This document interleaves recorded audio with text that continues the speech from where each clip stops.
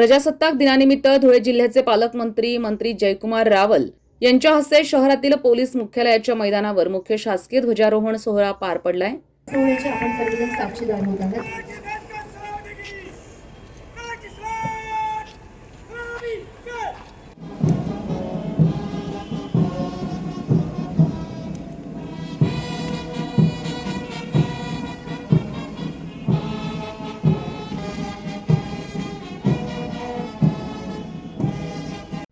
जिल्हाधिकाऱ्यांसह विविध विभागांचे अधिकारी कर्मचारी उपस्थित होते।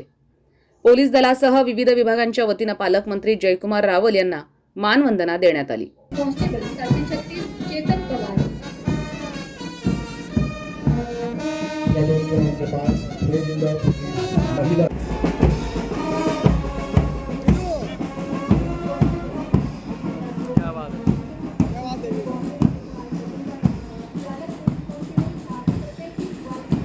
जिल्ह्याच्या विकासासाठी महाराष्ट्र शासन कटिबद्ध असून जिल्ह्याला प्रगतीपथावर नेण्यासाठी शासनामार्फत पुढील वर्षभरात मोठा निधी उपलब्ध करून दिला जाईल असं आश्वासन यावेळी पालकमंत्री जयकुमार रावल यांनी दिलंय।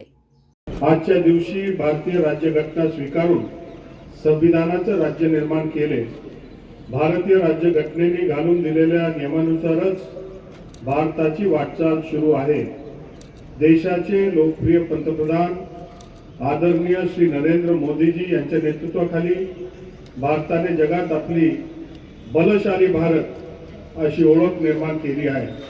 ती आपण सर्वांसाठी गौरवाची आणि अभिमानाची बाब आहे।